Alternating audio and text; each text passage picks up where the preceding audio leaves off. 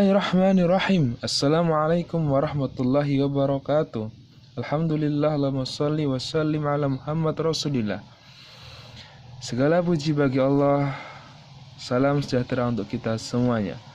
Semoga dalam keadaan sehat adik-adik sekalian dan semangat. Pada kesempatan yang baik dan indah ini, kita akan melakukan pendalaman materi geometri ruang. Persiapan menghadapi soal-soal yang terkait dengan geometri ruang. Nomor 1, kita akan disajikan dengan bangun kubus ABCD EFGH. Manakah dari pernyataan-pernyataan berikut yang bernilai benar? Oke, yang pertama atau A, titik T terletak pada bidang BDG. Titik T terletak pada bidang BDG. Apakah benar? Titik T kan di sini. Apakah terletak pada bidang BDG? BDG. Oh, tidak. Otomatis tidak ya. Oke. Titik S terletak pada bidang ACGE. Titik S terletak pada bidang ACGE. Oh, titik S terletak pada garis CE. Apakah titik S terletak pada bidang ACGE? Oh, ingat teorinya. Kalau titik S terletak pada garis CE, otomatis titik S terletak pada garis ACGE karena garis CE terletak pada bidang ACGE. Nah, iya, titik S terletak di CE, maka titik S juga terletak di ACGE. Betul. Lalu, sekalian kita lanjutkan biar mengerti konsep-konsep yang lain. Ruas garis AP berpotongan dengan ruas garis EF. AP berpotongan dengan garis EF. Oh, apakah benar? AP, EF. Tidak ada yang berpotongan ini ya. Tidak menyentuh dan tidak berpotongan atau bertemu. AP dengan EF itu namanya bersilangan ya. Namanya apa? Bersilangan. Bukan berpotongan. Yang D, ruas garis DG ya. DG ini ya. DG sejajar dengan ruas garis EG. Sejajar dengan garis EG. DG sama EG apakah sejajar? Oh, tidak. Ini bukan sejajar, tapi ini berpotongan di titik G, bukan sejajar. Oke, berarti ini juga salah. Yang berikutnya yang E, bidang BDG sejajar dengan bidang ADHE. Bidang BDG sejajar dengan bidang ADHE. Apakah benar BDG sejajar ADHE? Oh, tidak. Karena dia BDG berpotongan dengan ADHE di titik D. Nah, bukan sejajar ini. Dengan B dan A ini berjarak. BDG dengan ADHE berpotongan di titik D. Seperti itu. Berarti ini juga salah ya pernyataannya. Oke. Berikutnya nomor 2. Ruas garis yang terletak pada bidang ACGE adalah ya, ruas garis yang terletak pada bidang ACGE. Ruas garis apa saja? Ya, kita tulis ya, ACGE berarti ruas garis AC. Ya. Terus ruas garis CG. Ya. Terus apa lagi? GE. Apalagi? AE. Masih enggak? Oh, masih. Apalagi kira-kira? AG. Ini juga. CE. Ya. Ini semua adalah ruas-ruas garis yang terletak pada bidang ACGE. Seperti itu. Berikutnya. Nah, nomor 3. Manakah pernyataan berikut yang tepat? Oke, yang A. Kita coba amati. Ruas garis AH sejajar bidang AFH. AH ini ya. AH. Apakah sejajar dengan AFH? Sejajarkah dengan AFH di sini? AFH. Oh, ini tidak. Ini berpotongan di titik di garis AH. AH tidak sejajar dengan AFH tapi berpotongan titik di garis AH. Salah. Kemudian yang B, ruas garis BD ya. BD ya, ruas garis BD apakah sejajar dengan bidang CDHG? CDHG oh tidak. Karena berpotongan di garis DH otomatis ya, tidak. Ruas garis FH. FH. Ruas garis FH ya.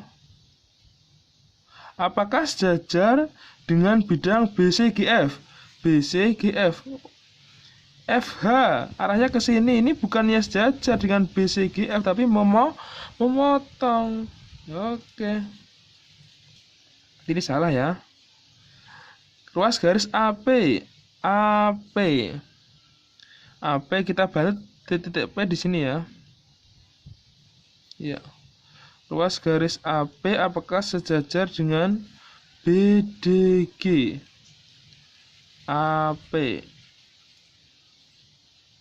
Nah, itu ya. Apakah sejajar dengan bidang BDG? Ya. AP ini bertemu dengan pemotongan diagonal atas ini ya. BDG.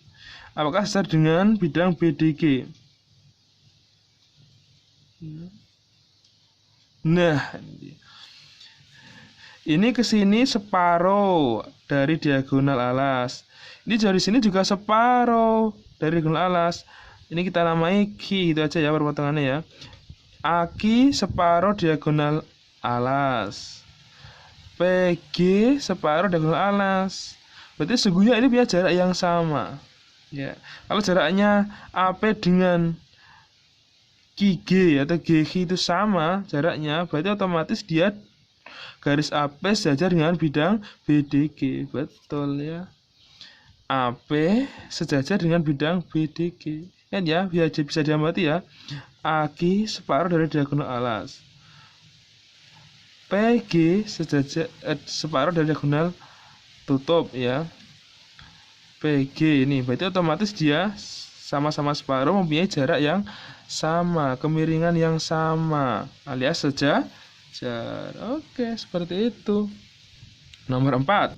Kedudukan garis EC dengan ruas garis DH.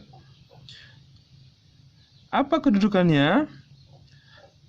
Kita amati, apakah A sejajar? Oh, tidak ya. Mempunyai arah yang berbeda. EC di sini, DH di sini. Bersinggungan? Oh, tidak menyentuh. Berpotongan? Tidak. Tegak lurus? Tidak juga tegak lurus ya. Kalau tegak lurus kan kayak BC dengan CG ini tegak lurus. BC dengan CG ini tegak lurus. Nah, ini EC dengan CE dengan DH tidak tegak lurus ya, sejajar tidak, bersinggungan tidak, berurutan tidak, tegak lurus tidak. Otomatis yang terakhir adalah bersilangan. Iya, dia mengarah ke sana, dia memiliki arah ke sana, tetapi tidak pernah bertemu di satu titik. Itu namanya bersilangan. Contoh nomor 5. Kita diminta mencari tahu jarak antara titik A dan titik B. Berapakah jaraknya? Jarak antara dua titik itu seperti biasa yang kita pernah pelajari, semoga masih ingat. Jarak titik A dengan B itu adalah akar dari ini ya, koordinat X di titik A dikurangi koordinat X di titik B dikuadratkan, ditambah yang Y juga, yang Z juga, 5 kurangi 5,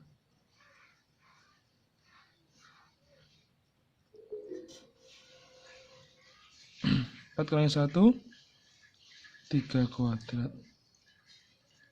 8 kurangi 5, 3 kuadrat.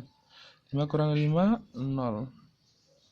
Jadi akar 9 tambah 9, akar 18, alias akar 9 dikali 2. Akar 9 kali 2 berapa? 9-nya dikeluarkan. Keluar akar yaitu 3 akar 2. Mudah bukan? Berikutnya, di soal nomor 6 ini, kita bertemu dengan mencari jarak antara titik A ke titik P, di mana P adalah perpotongan diagonal tutup kubus ini. Oke, kita amati. Kita harus melihat dia adalah segitiga segitiga AEP ini. Segitiga AEP. Ini ya, segitiga AEP. Berarti ini A, ini E, ini B. Ya. Kita perlu cermat sekali dalam memahami ini. AEP, siku-siku di E. Kan ini tutup sama tiang kan tegak lurus. Ini disebut dengan siku. AE berapa? AE 6 cm. EP berapa? EP itu setengah diagonal bidang. Berarti kalau diagonal bidangnya 6 akar 2, berarti setengahnya berarti 3 akar 2. Seperti itu. Sekarang AP berapa? AP dengan cara cepat kita bisa mencari 6 itu bentuknya ke 3 adalah 3 dikali 2. Sekarang 2 kalau di dalam bentuk akar menjadi 3 akar 4. Nah, berarti AP ini kalau sudah sama-sama 3 di sini, berarti hasil penjumlahan dari sisi yang pendek dengan yang pendek. Jadi hasilnya adalah 3 akar 4 tambah 2, 3 akar 6. Selesai. Nah. Selanjutnya nomor 7. Kita bertemu dengan mencari jarak antara DF dengan CG. Oke, langkah pertama adalah tentukan titik tengah DF. Oke, ini kan diagonal ruang. Jadi kita bisa mencari dengan cara pertemuan antar diagonal ruang. Ini disebut dengan titik tengah. Kemudian tentukan titik tengah CG. Nah, di sini ya. Kita misalkan nama ini P, ini kita nama dengan H. Nah.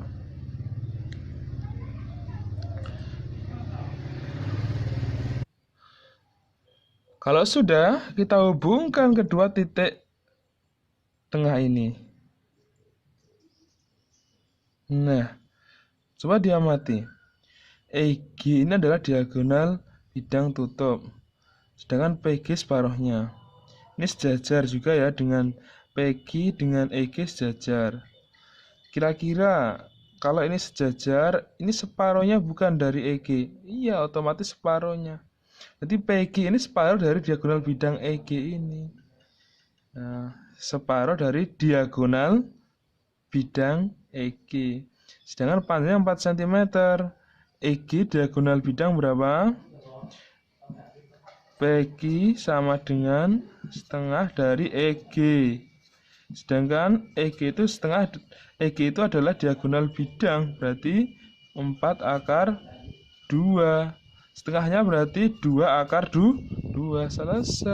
Baik adik-adik, selanjutnya nomor 8. Mencari jarak antara ruas garis BD dengan FC. Kita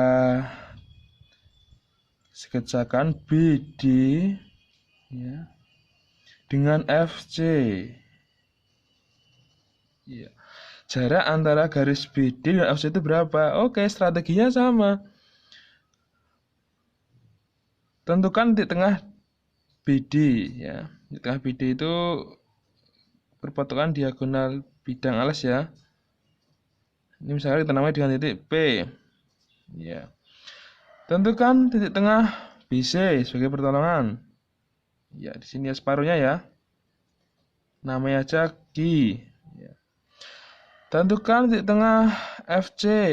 Ini ya, misalkan di sini. Perpotongan dengan diagonal bidang ya. Ini. Kita namai titik R. Ya, hubungkan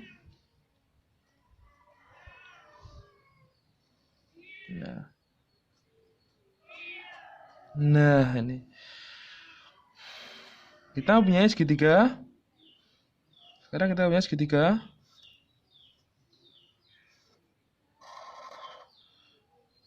PQ R, dimana PQ itu kan separuh dari AB. Ini kan titik potong diagonal bidang. Kalau AB-nya panjang sisi kubus, PQ setengahnya. B QR juga sama. QR itu perpotongan, QR itu adalah separuh dari sisi tinggi ini kan, CG, ya enggak? Kalau dia perpotongan diagonal bidang sisi, berarti PQ ya sama dengan QR, sama-sama setengah dari panjang sisi, yaitu 2A. Setengah dari 2A berapa? Yuk, A. Berarti ini A, ini A. Nah, jarak BD dengan FC itu adalah PR. Ya, PR. Apa itu PR? Kalau siku-siku di sini, PR adalah dengan menggunakan Pythagoras kita cari akar dari A kuadrat, ya kan? Ditambah A kuadrat. Maka PR adalah akar dari 2A kuadrat. Nah, A kuadratnya dikeluarkan menjadi A akar 2. Selesai. Begitu.